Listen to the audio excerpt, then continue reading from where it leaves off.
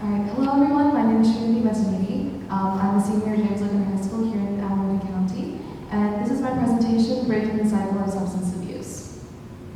So before we begin, I just want to reiterate, substance abuse is not just a statistic. It is a real problem that unfortunately affects the vast majority of adolescents in our community, and myself as an EMT have often experienced cases of adolescent overdose and having to counsel many of the individuals who are going through this very real crisis. Alright, so first of all, why should you be caring about substance abuse? Well, as the UN Office on Drugs and Crime reports, nearly 284 million people worldwide have used drugs of some capacity in 2020, which is a nearly 26% increase than in the past decade. There tends to be a higher rate of substance use disorders among men, but rates by gender are of course age dependent, and women are often seen to have a harder time in the relapse process after having recovered from substance abuse. The US is also unfortunately home to one of the highest rates of substance abuse disorders, with alcohol tending to be the most commonly misused substance. Now, in the adolescent population, it's first of all important to understand exactly what substance abuse disorders entail so that we can best target them in the various age groups.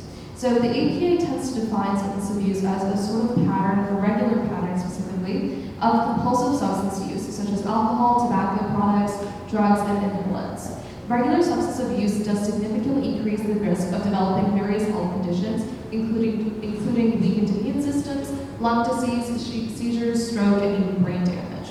Substance use disorders are also often characterized, again, by the continual drug use, despite awareness of the physical or psychological problems and issues that may be attached to it.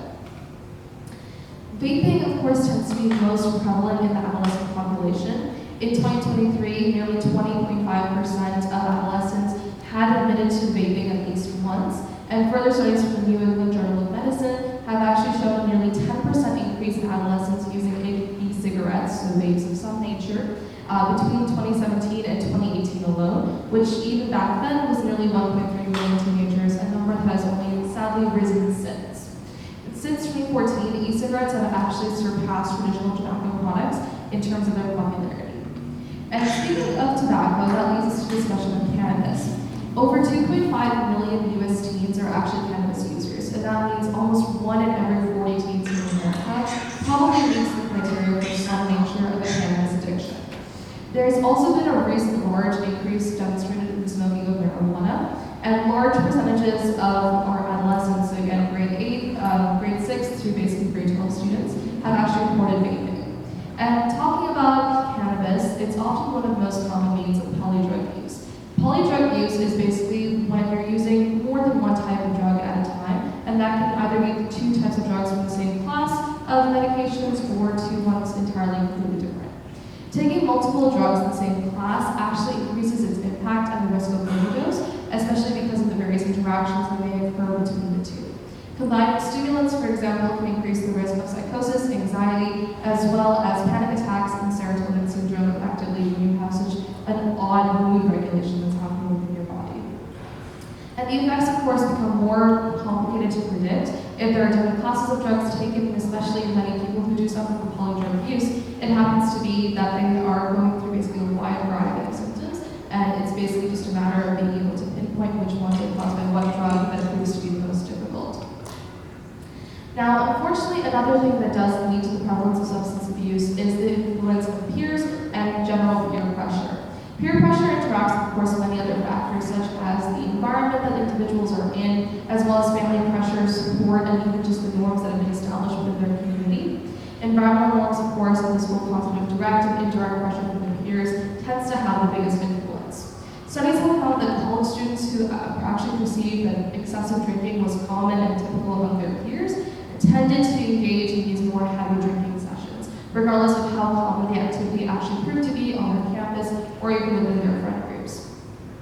And friend-selective behavior has actually been shown to influence girls more than boys, interestingly. However, again, these are age-dependent results.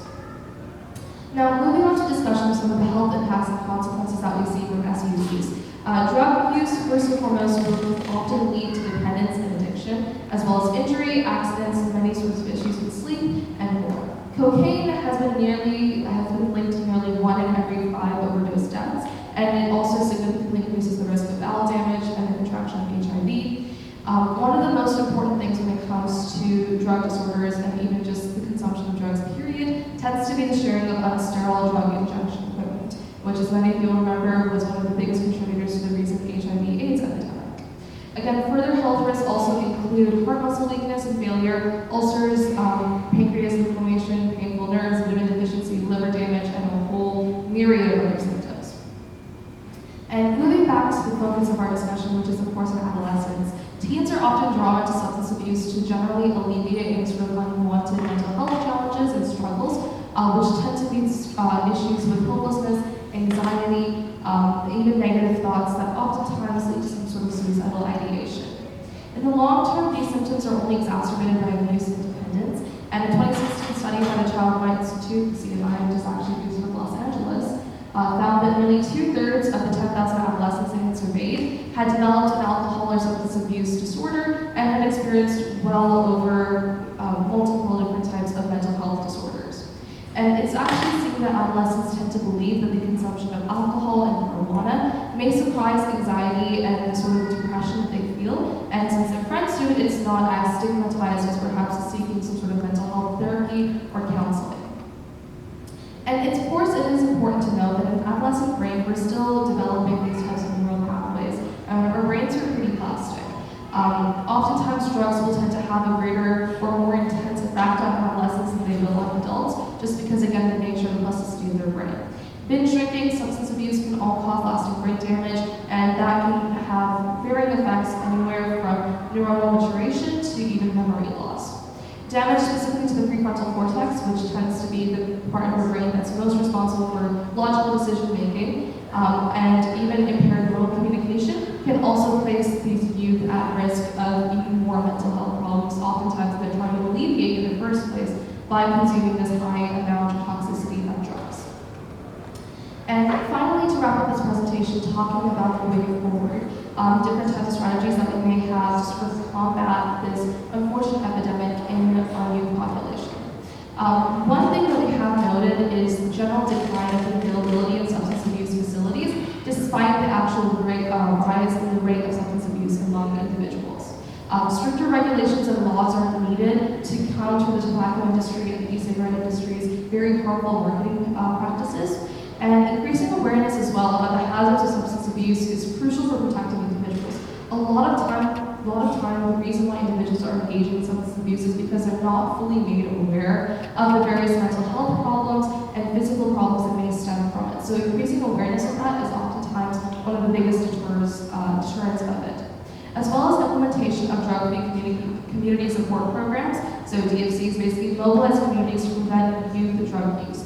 Another very important thing that we've seen proven to have a lot of success in various urban communities is also just promoting the awareness of there being safe spaces for individuals, where if they are struggling with an already existing substance abuse disorder or facing challenges with their peers and even suffering from other mental health disorders, making them aware that they have a safe space, whether that's in their school or in a medical environment where they have individuals and adults that they can consult and get actually good and healthy solutions to their lifestyle instead of just exacerbating whatever underlying stimulants they have. Hello, library members. Right now in Curiosity Shop, we take photos of people who want to have a button made with their face, or you can bring to us a printed copy of your favorite dog or a cat or a family member, and we'll make it into a button right now in Curiosity Shop. Adults and children, please come. With the church on the way, we'll continue. So at this point, I can take any questions that you guys may have on this topic. Do you know any prevention program in Janesville? So Logan actually has a wellness center where they do have a psychologist on council for students who are suffering these sort of issues. And another really good resource that Allegheny County youth have is just the access to various mental health professionals in our local healthcare system. So I strongly encourage our youth to take advantage of those opportunities. Any other questions? All right. So again, we just went through the Q&A session. These are some of the references I used if you guys are interested in checking them out. It tends to be heavy medical literature, but use it at your own And yeah, thank you again so much, everyone.